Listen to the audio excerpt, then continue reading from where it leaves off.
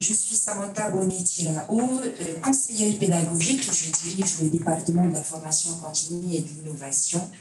Et juste avant, au fait d'avoir été nommée directrice de département, j'ai donc exercé les missions de chargée de mission auprès de l'IENA, l'inspecteur de l'éducation nationale adjoint au DG2E. Et durant cette mission, j'ai eu l'occasion et l'opportunité, bien sûr, de travailler avec les corps d'inspection du premier degré, du second degré, des inspecteurs généraux et bien évidemment des collègues au fait qui nous ont permis d'enrichir au fait l'expérimentation et les modalités de mise en œuvre que je vais vous présenter aujourd'hui. Mon propos n'est pas un propos scientifique, je ne vais pas développer des concepts particuliers, mais partager avec vous une expérience du terrain appelée C3 Socle. Et nous nous interrogeons avec les acteurs du terrain au fait de ce dispositif innovant. En quoi est-ce qu'il permet de lutter contre le décrochage scolaire? Quel impact sur les apprentissages et les parcours des élèves? Et bien sûr, quel impact sur les pratiques professionnelles des enseignants du premier et du second degré? Alors, mon propos va se tourner, va s'articuler autour de 3 temps forts. Le premier temps, il s'agit bien évidemment de partager avec vous le cadre général dans lequel se déroule cette expérimentation, avec des précisions sur les modalités de mise en œuvre pour que vous puissiez bien comprendre au fait la mise en œuvre de ce dispositif. Ensuite, je vais faire un petit focus sur les apprentissages, sur l'impact sur les apprentissages des élèves et leur parcours, sachant que nous n'avons pas fini d'investiguer sur ce terrain et je reviendrai tantôt dessus tout à l'heure. Et enfin, je terminerai bien évidemment sur un focus sur la formation continue des enseignants et sur leurs pratiques professionnelles. Alors, le cycle 3, qu'est-ce que c'est? C'est un dispositif expérimental qui a été lancé en 2018-2019 qui vise, au bout, de faire réussir nos élèves en favorisant le continuum école-collège et la cohésion des équipes du premier et du second degré. C'est un grand objectif et c'est l'objectif général de ce dispositif C3 Socle. Le C3 Socle est constitué de 2 expérimentations distinctes. La première, il s'agit de la nouvelle gouvernance, ici, et la deuxième, le cycle 3 à l'école. Le C3 Socle est mis en place essentiellement dans les archipels éloignés. D'accord? Pour la nouvelle gouvernance, qu'est-ce que c'est exactement? C'est une île. Sur cette île, vous avez un collège et des écoles. Donc, le collège et les écoles sont localisés sur un même site. Le cycle 3 à l'école, c'est différent. Vous avez une île avec une école primaire ou un groupe scolaire et sur une autre île, un collège de secteur auquel sont rattachés les élèves de 6e. Au cycle 3 à l'école, vous avez, pour la mise en œuvre de cette expérimentation, une classe de 6e, des enseignements de 6e, qui est transférée dans l'école primaire, permettant ainsi aux élèves de poursuivre 1 an de plus sa scolarité auprès de sa famille, dans son école d'origine et dans son île d'origine. Pour la nouvelle gouvernance et le cycle 3 à l'école, on a des objectifs, bien évidemment, qui sont communs. Il s'agit pour les équipes de fédérer celles-ci dans une dynamique de projet interdegré. Ici, le rôle du CEC est primordial. Pour les élèves, il s'agit de mieux les préparer à l'entrée au collège. Je vais détailler cela plus tard. Et bien sûr, pour les familles, mais là, cela concerne un peu plus le dispositif cycle 3 à l'école, il s'agit de favoriser la cohésion des familles et donc de réduire la rupture socio-affective. D'accord? Et dans les 2 dispositifs, au fait, il y a quelque chose qui revient souvent, ce sont les échanges de services. Dans la nouvelle gouvernance, sur votre droite, il y a des échanges de services entre les professeurs des écoles et les professeurs de collège. Les professeurs des écoles sont invités à venir au collège pour observer des séances, mettre en œuvre des séances dans le cadre de la co-intervention, et le professeur de collège peut faire pareil. Alors ça s'appelle ces 3 cycles. Lors de l'année du lancement, c'était adressé au cycle 3, mais sur certains sites, on a déployé ce dispositif au cycle 2. C'est donc l'ensemble des équipes du cycle 2 et du cycle 3, notamment sur Makemo et à Ross, ça commence à se développer, où on a vraiment une relation interdegré, intercycle, interdegré, qui permettent aux équipes de s'interroger sur leurs pratiques professionnelles et sur les difficultés des élèves. Au cycle 3 à l'école, la classe de 6e, encore une fois, du collège est transférée à l'école de l'attachement, pardon, et cette classe de 6e est tenue par un professeur des écoles qui est désigné comme professeur principal. À côté de ce professeur principal, nous avons ce qu'on a appelé un professeur complément qui intervient 6 heures dans cette classe expérimentale, permettant ainsi au professeur principal, qui est PE, d'avoir des heures de décharge pour préparer ses contenus, pour préparer ses séances, pour préparer tout ce dont il a besoin pour mener à bien les enseignements de 6e. Et ce qui est intéressant aussi, c'est que dans la classe de 6e, nous avons des collègues de l'école qui interviennent en fonction de leurs points forts, en fonction de la discipline dans laquelle ils se sentent le mieux au sein de la classe de 6e. Ainsi, un collègue du cycle 1 ou du cycle 2 peut intervenir dans cette classe de 6e. Le collègue de 6e peut passer au cycle 1 ou au cycle 2.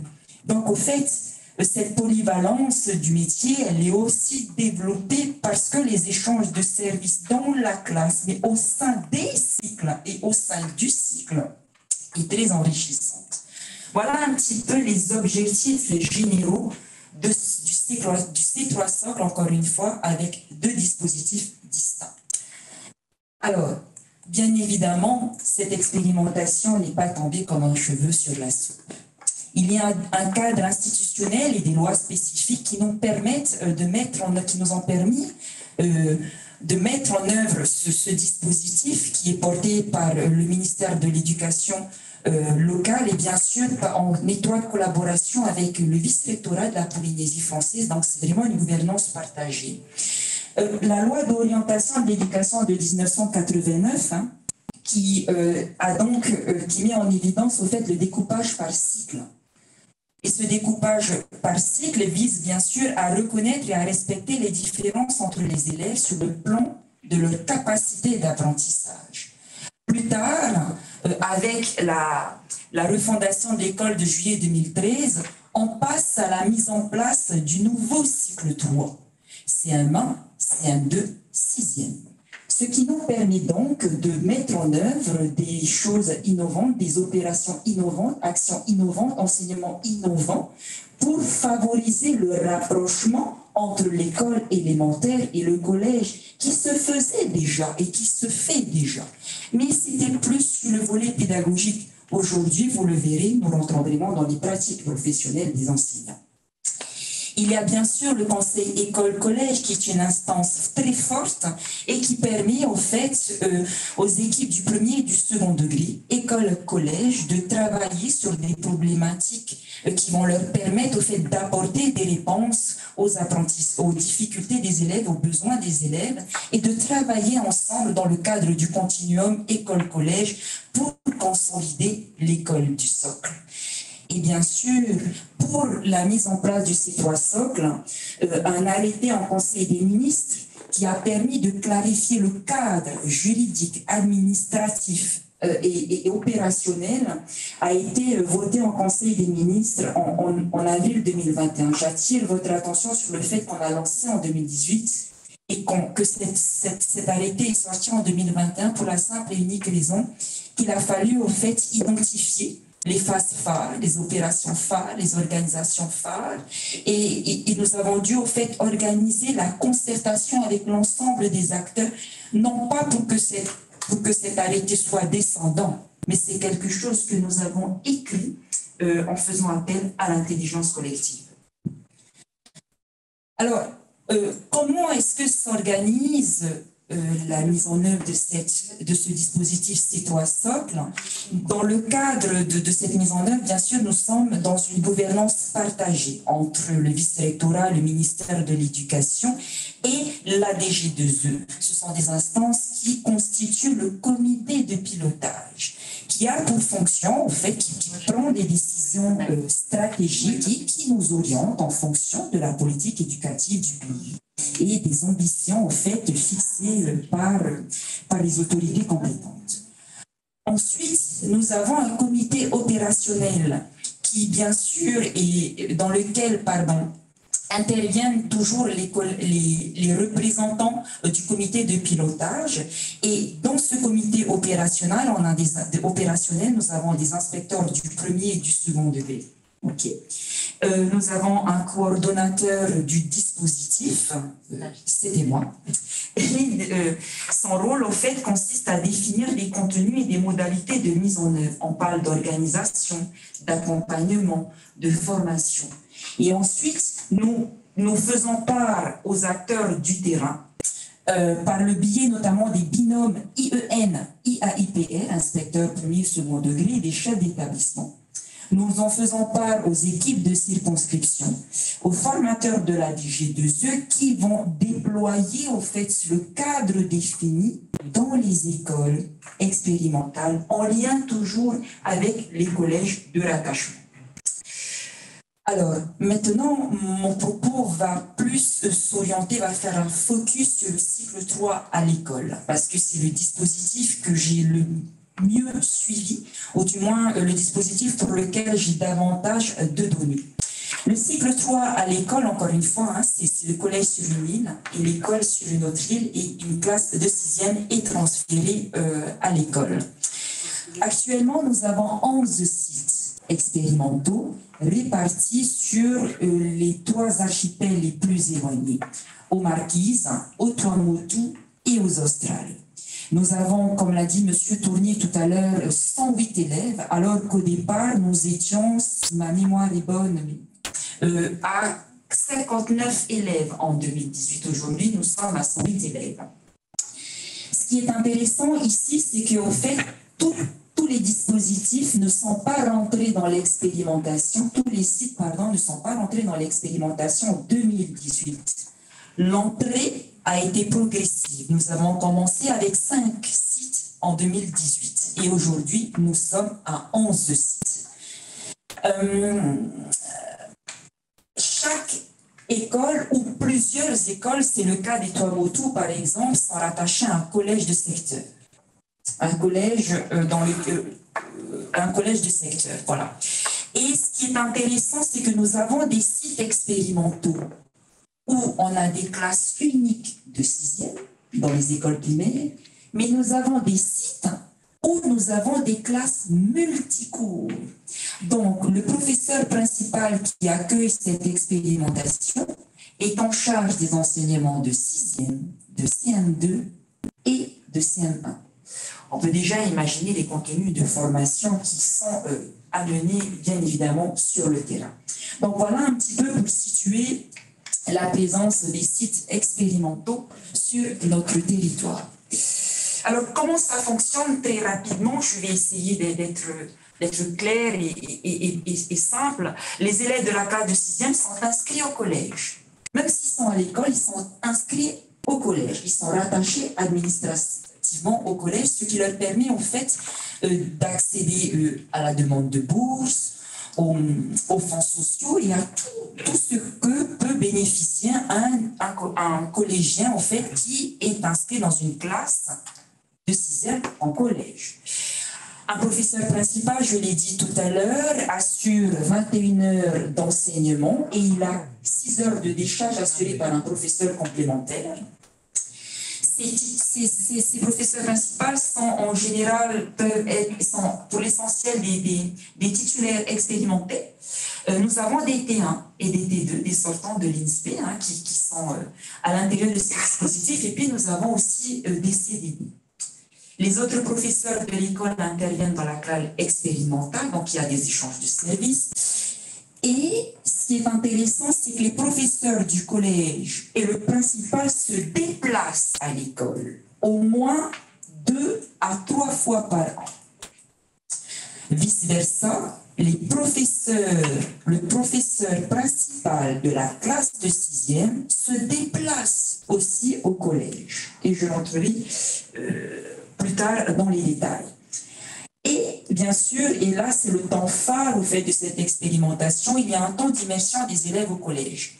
Donc tous les élèves scolarisés dans le cycle 3 à l'école, inscrits dans le cycle 3 à l'école, se déplacent au collège et sont intégrés à la vie de l'internat, à la vie du collège et bien évidemment aux autres classes de 6e.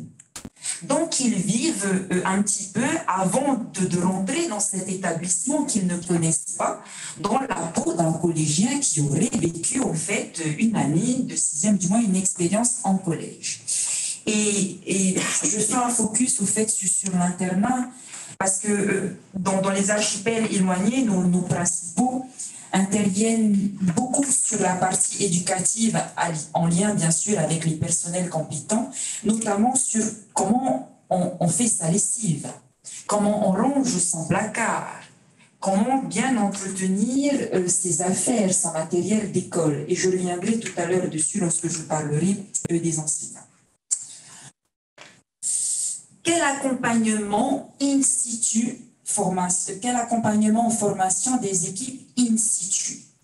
Au fait, il y a plusieurs acteurs qui interviennent in situ, sur site, directement dans ces écoles expérimentales ou dans les collèges. Nous avons bien sûr les binômes IEN-IA avec les chefs d'établissement qui les accompagnent lors des missions.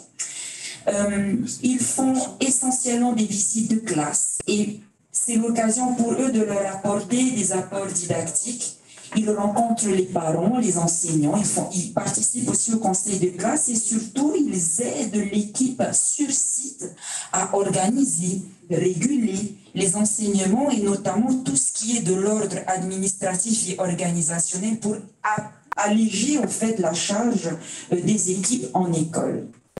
Vous avez aussi nos professeurs de collège qui sont ici des experts en discipline et qui, lors de ces déplacements dans les classes, font également des co-interventions avec les professeurs principaux des sites expérimentaux. Ce qui implique qu'ils préparent leur arrivée avant et donc leurs séances et séquences pédagogiques en amont de leur arrivée sur site. Ils travaillent également sur l'élaboration de séquences et s'observent en classe.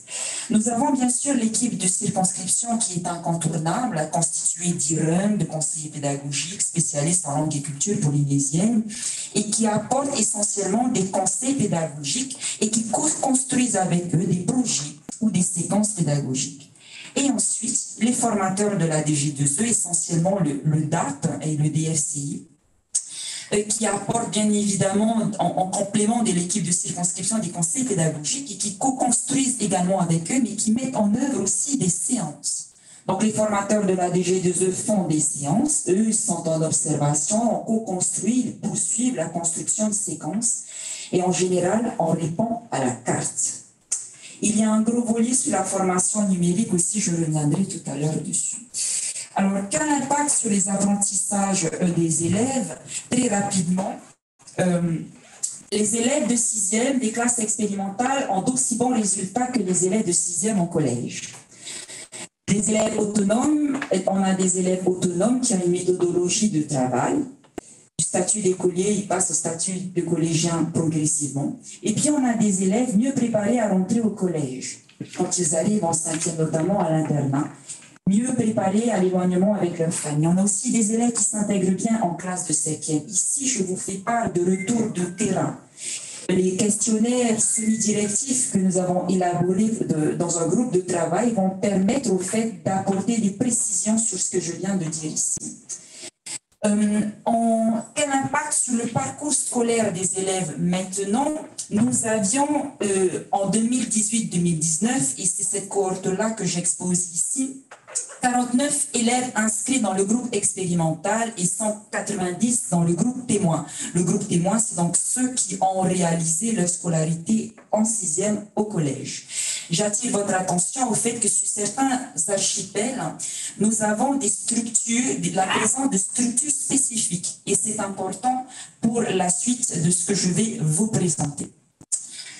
Alors, que disent les statistiques? Là, je m'appuie sur les statistiques de notre bureau de statistiques de la DG2E. À N+1, on a 92% des élèves du groupe expérimental contre 96% du groupe témoin qui entrent au cycle 4. Entre N+2 et N+3, on a les mêmes chiffres. 77% des élèves du groupe expérimental contre 88% du groupe témoin qui poursuivent une classe de 4e. J'insiste sur la poursuite de classe de 4e parce que nous sommes dans les archipels éloignés. Et puis, nous avons 18% des élèves du groupe expérimental contre 7% du groupe témoin qui s'orientent vers des structures d'enseignement spécifiques.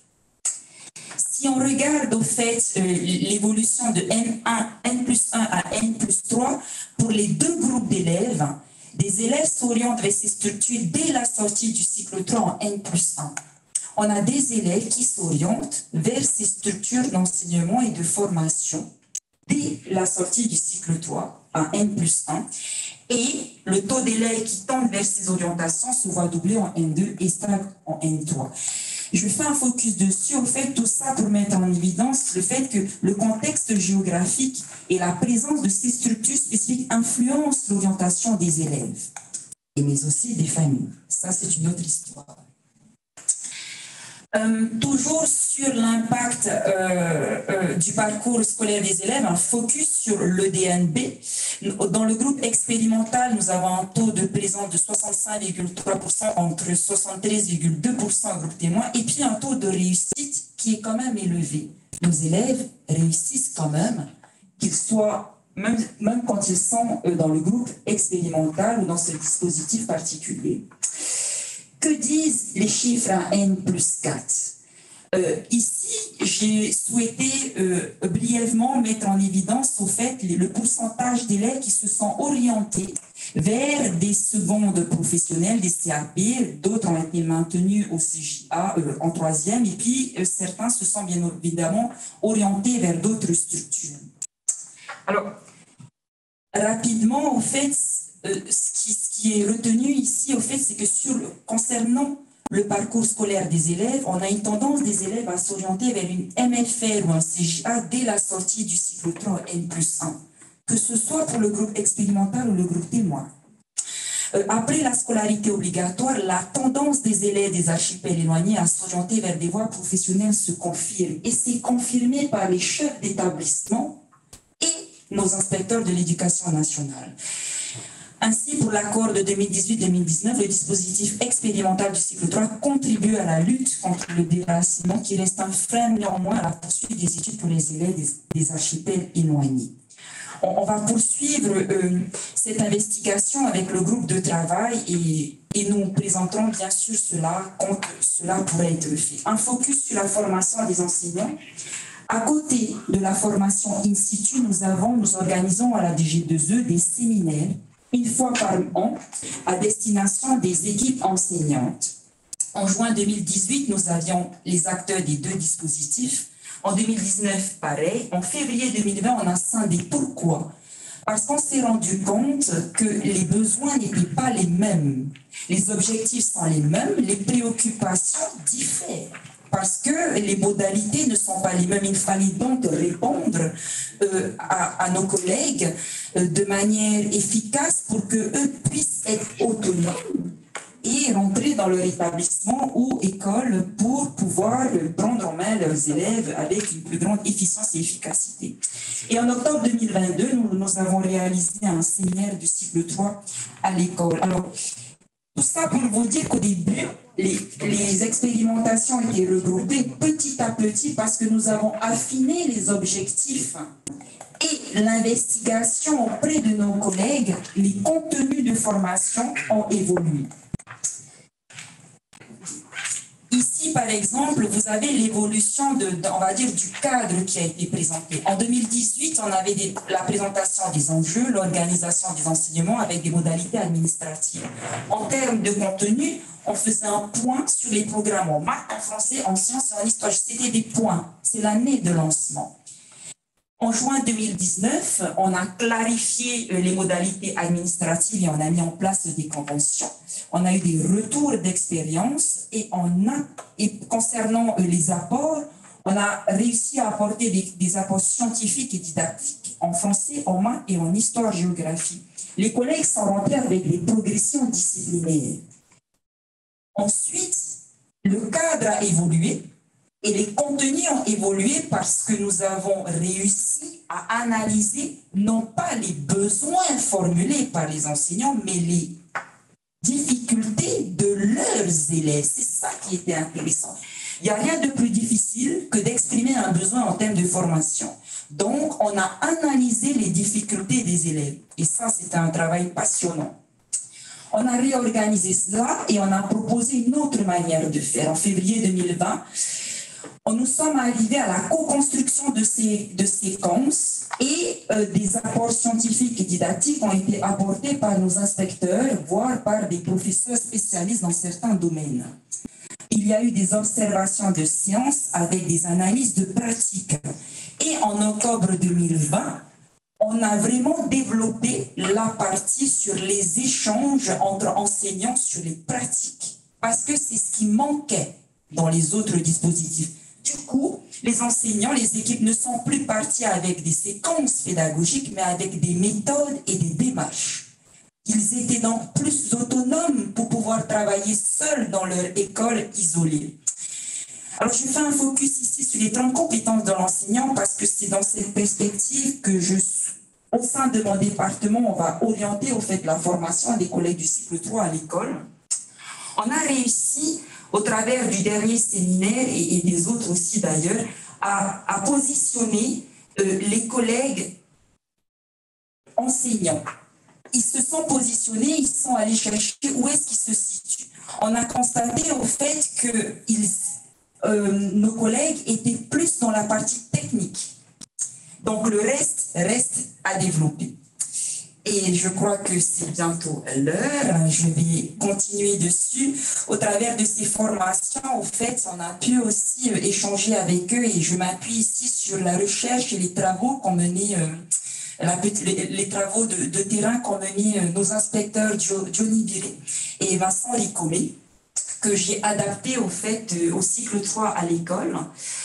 Ce qui était intéressant, en fait, c'est qu'on s'est rendu compte qu'au fur et à mesure des formations, on avait plusieurs piliers sur les pratiques des enseignants. Le premier pilier, au fait, au début, on avait des rencontres et des contacts ponctuels, sans échange professionnel ni connaissance de l'autre.